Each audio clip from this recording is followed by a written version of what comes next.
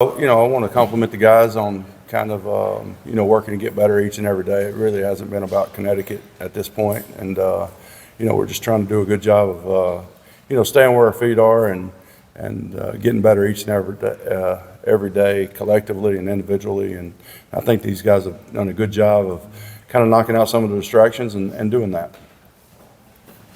How many guys that are Andrew, I thought I wrote.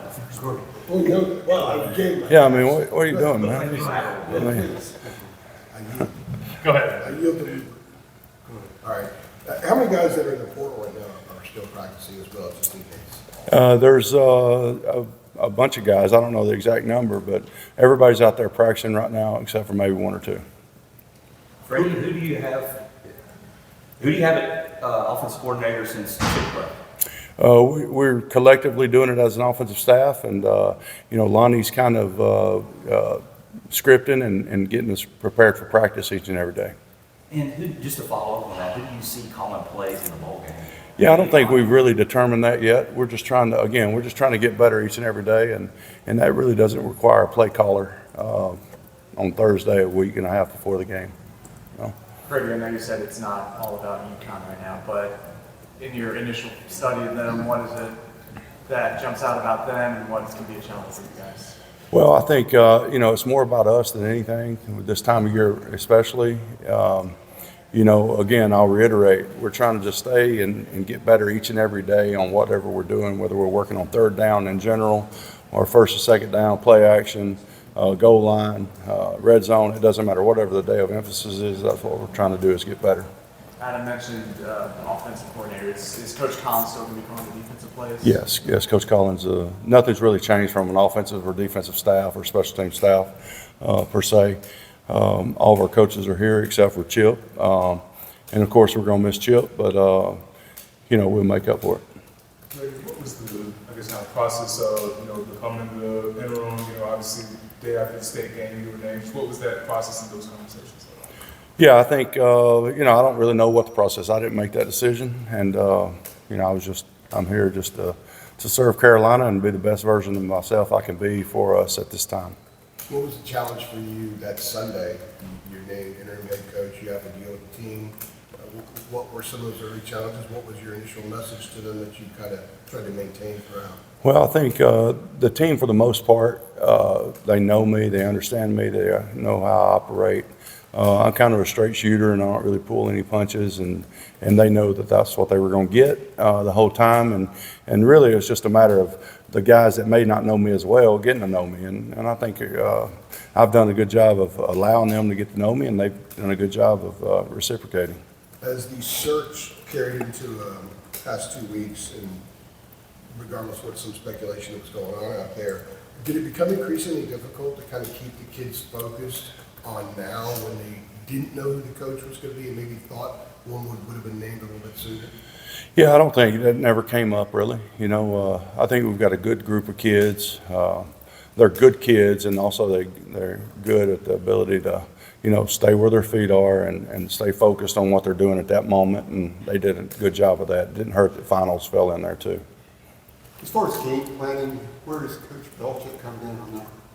Well, Coach Belichick is really he's leaving it up to the staff right now, but he's aware of everything that we do on each and every day. He's aware of practice and things like that. But right now, I think we're just going to finish the year out, and then we'll go from there. What does the depth chart look like in the offensive backfield?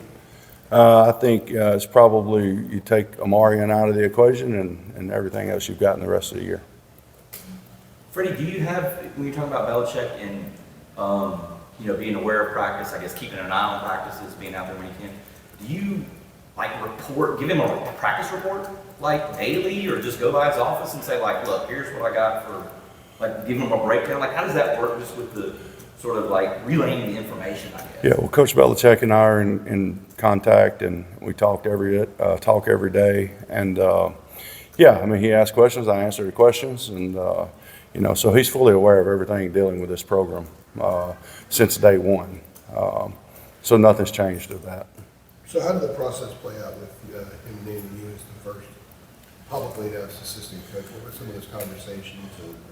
And what is your role going to be, or do you know 100% what your role is going to be? Well, I think whatever my role is will remain between Coach Belichick and I. And, when he gets ready to announce those things, he'll do that. And that's not for me to decide or announce.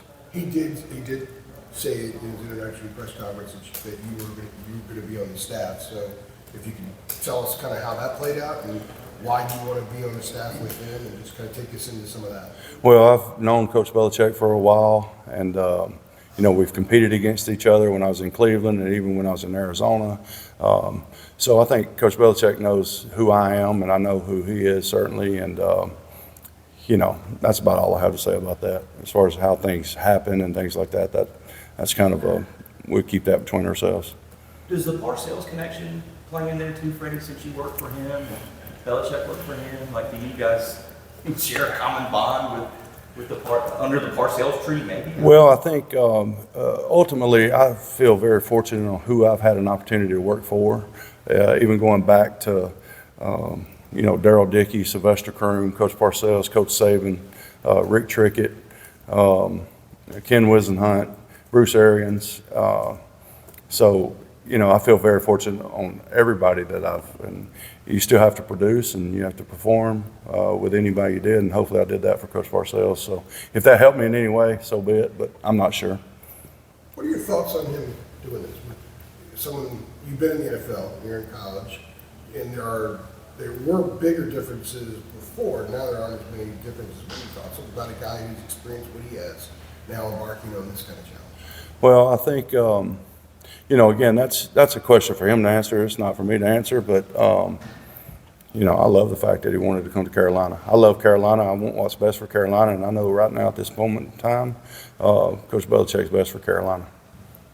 Was there shock for you at all, Freddie? Like, this thing shocked a lot of people, especially when they first heard it. Like, come on, really? Yeah, were you stunned?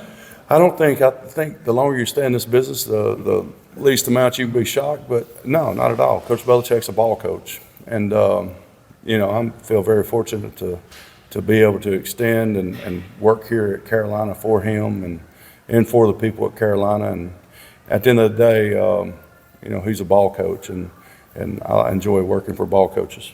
And just to follow up on that, is that something that you yourself have experienced coming back from the NFL? Like, has coming back to college, I don't know, refreshed you, reinvigorated you? Like, is that something that you have found since you spent all that time in the NFL? Well, I think That ball is ball. on a personal level, I got into this business for the reason why I got into this business was because of some of the biggest impacts of my life were my college football coaches.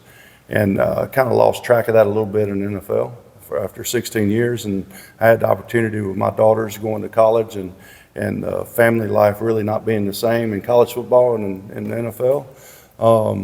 It was a good opportunity for us to decide what we wanted to do, my wife and I. So we decided to give college a try. And I realized why I enjoyed college football so much. Not to say that I didn't enjoy the NFL football, but, if I can impact a kid from 18 to 22 in a positive manner, I think that's worth it. So the same as people did for me. Freddie, you talked about, of course, as a staff, you guys doing a lot collectively, in preparation, not even just for you, but just individually. I guess how different for you has it been, overseeing pretty much, everything, and just taking a broader view as opposed to during the season becoming more on your position? Well, I think, of course, it's a different role and a different job description, and my responsibilities change. But at the end of the day, however I factor in offensively or defensively or overall scheme of things, really it's just to try to put the player in the best position to be successful. Whether that be as a position coach, a coordinator, a head coach, it doesn't matter. You're still trying to just put them in the best position to be successful. We've seen some of the guys that, and again, I know several guys are still around, even if they might be bored or, whatever. I've seen some of the guys that, they kind of will have an increased rep count. How different do they see in practice? Maybe some of the running backs, like you mentioned, like how different have they kind of approached that? Well, I think, we try to create these practices to be very competitive. And I think, when you stay where your feet are, you're trying to get better, and you try to create competition. I think that's always a good thing. You see, some people thrive with competition and some people don't. And, we'd rather find out about it on the practice field than on game day. How does the playbook change from the last couple of games to the Fenway Bowl? I think, I don't know. I don't know. I'm not going to sit here and give away like plays and stuff we're working on and stuff like that. I mean, you have to go to the game next Saturday. We got a lot of trick plays for them, okay? I'm just kidding. Just Did tweeted. you, even before Belichick started talking about it, did you notice that the college game was morphing into what the NFL was like maybe 10 or 15 years ago? Definitely. I think, anytime you include the acquisition of players, people are going to draw similarities to the National Football League. And, that's part of our job description now in college football is player acquisition, retention, terms that really have not been used in college football before.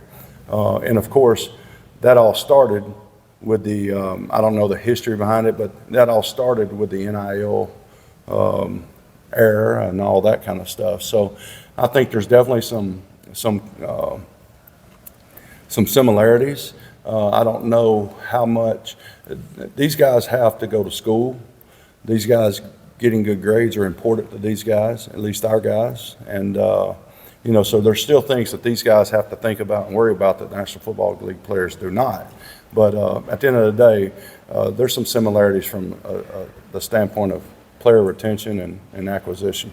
I know you talked about the players having their feet on the ground, but when the Belichick hire was announced, was there a buzz about the locker room? Could you feel the excitement for the opportunity in front of them? Well, I think anytime you have a new beginning, there's going to be excitement.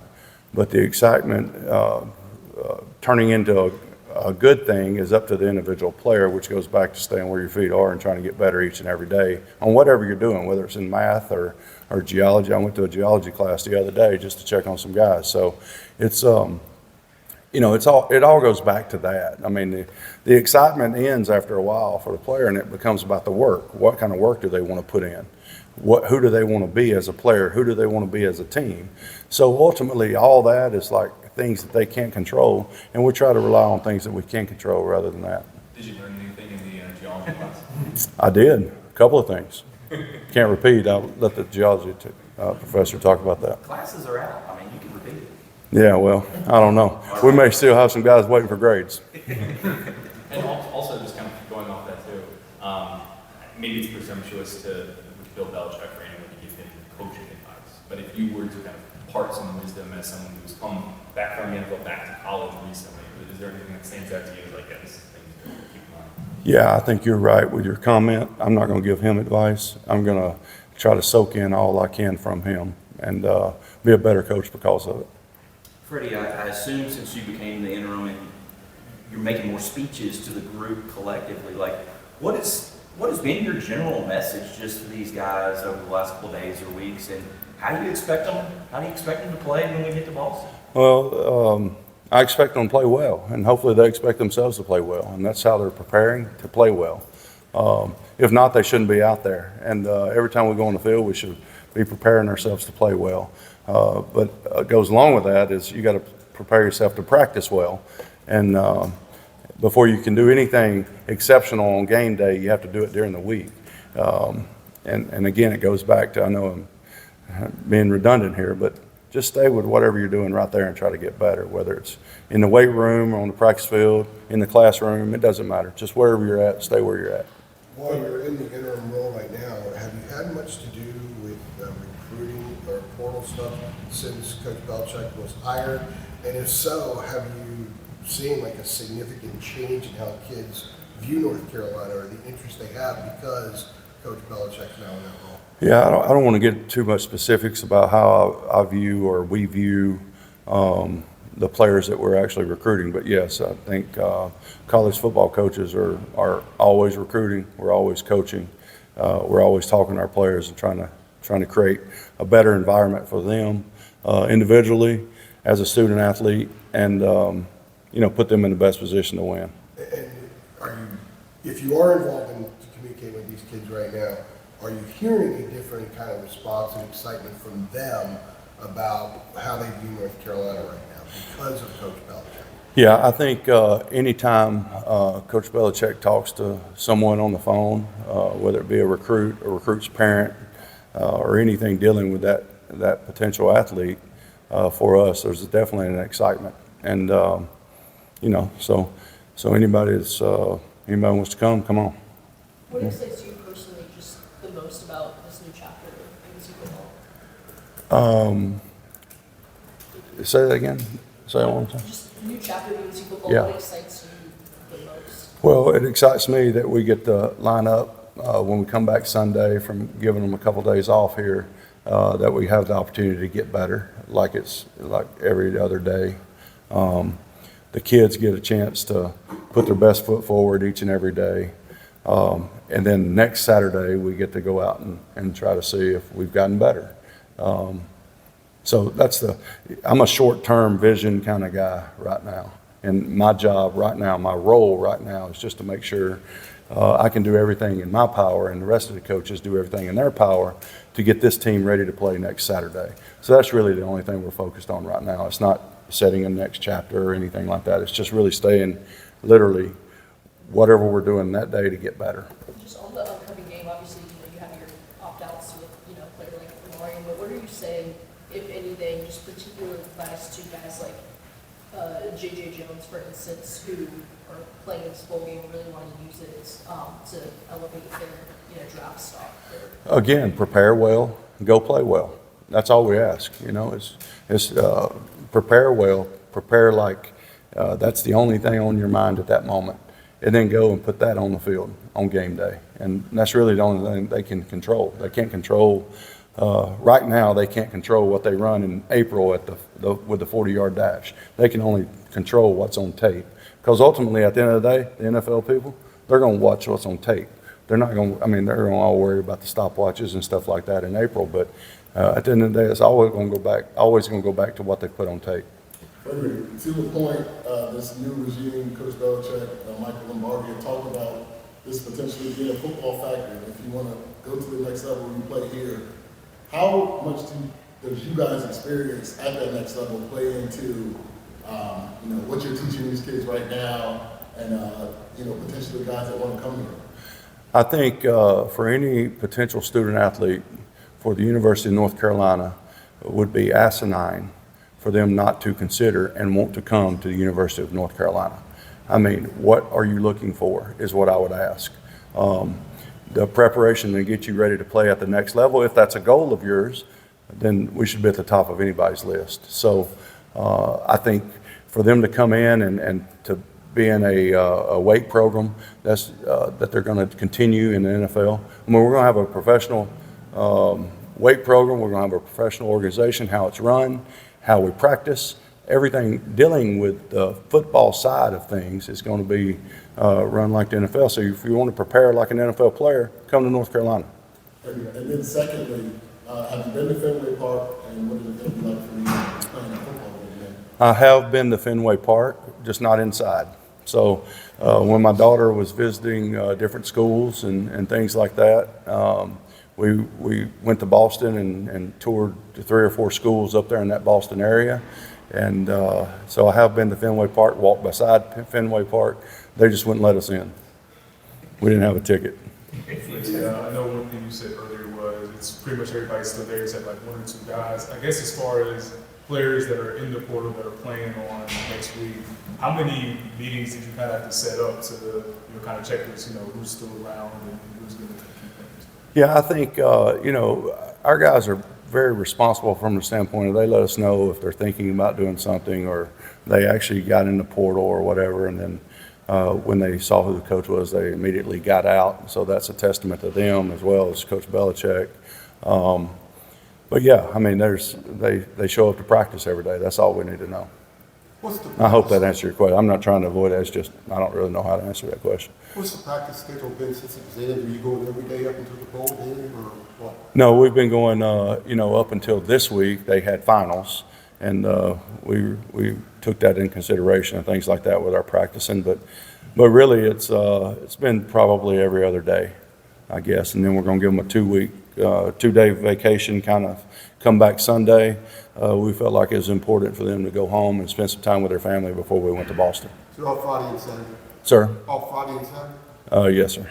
So what is the itinerary when they come back? What's your travel itinerary going up there? You know what? I'm not there yet. I literally practice what I preach, and I'm staying where my day is, or where my feet is, and I'll worry about that tomorrow. I'm not really sure yet. Focusing on Go ahead. focusing on the short term. I mean, if you're asking when we're leaving to go, I Yeah, think just sort of a general itinerary when you're Yeah. here, when you go up to Boston. yeah, we leave. I think we leave Wednesday and Tuesday. See, I told you I'm on Thursday now. So we leave Tuesday, and yeah, and we'll be up there through Saturday. You mentioned focusing on the short term, right? And the whole practice season always feels like such a unique situation because it's for so much that they don't have classes, they're focused on this one game and opportunity. You want to win the game against UConn, obviously, but what's like the other big goal that you find the team focusing in on in this unique stretch of practices? The big goal and the only goal is to get better each and every day. And I know I'm kind of being redundant in saying that, but that's truly the only goal, is to get better each and every day. And then we show up next Saturday and see if it's good enough. And yes, of course, we want to win the game or we wouldn't be playing the game. In your history, do you find that this is a time when, like, let's say, young players can really take a next step and apply what they've learned this season? 100%. Like a lot of these guys that are getting reps now in these last couple of weeks haven't gotten too many reps during the course of the year, especially the ones that have been redshirted, per se. So yeah, it's a big opportunity for them. It's a big opportunity for them to show what they can do. It's a big opportunity for our seniors to get ready for the draft and put their best foot forward. So there's a big opportunity for everybody. Freddie, we can't talk for anybody else, but Mac Brown is such a presence for this university in 2 stints, and he was different from Belichick in terms of his personality. Right. How difficult was it for you when all that came down? Well, you know, I would just say this. Coach Brown has been a staple here at the University of North Carolina, has done a tremendous job. As far as difficult for me, you know, I came back to college football for the kid that I'm coaching, whatever kid that is, and the impact that I have on that individual kid. And so, you know, it was a big task for us to remain physically there and visually there for the kid, because they lost their coach too, and a lot of people tend to forget that. I mean, they lost their coach. So, you know, I think more than just about me or our staff, it's more about the kids at that point. What were the different reactions, range of reactions from the players? Yeah, I'll let them react to it however they want to when they talk to the media. You know, I'm not going to speak for them or anything like that. I can just tell you about me. Freddie, when this thing gets fully set up here, with what it sounds like the vision from Bill and Lombardi is with, you know, having the front office side and almost the coaching side, do you think, just generally, do you think you will have to recruit less because you'll be coaching more and they got all these other like people there doing the recruiting? Is that how you sort of envision like? Yeah, I don't know necessarily that, but I do know that we will work tirelessly on both aspects of things, the coaching side and the player acquisition or recruiting or whatever you want to call it. And at the end of the day, this is a people business, whether you're in the National Football League or in college football. It's about, you know, trying to get the best out of this individual to put his best foot forward, make him the best player possible and best student possible and best person possible, you know, and so I can only say that it will be, the work will be tirelessly involved to get us to that point, whatever the setup is. Good time for more. When you heard the vision, you know, that's another thing that sort of caught people's, you know, attention and imagination. Like, wow, it's kind of a cool setup of how to approach things on the college level. Like, when you have heard the vision laid out, what have you thought about it? Well, I think, again, it's not like any other situation that we've been in at times. It still goes back to the same thing as far as making the best decision at that moment on what kids you want to recruit, and it's got to be reciprocated. So, then we get to that point, we acquire the best talent we can, the best players we can, and then we go coach them. So that hasn't changed. All right, thank you.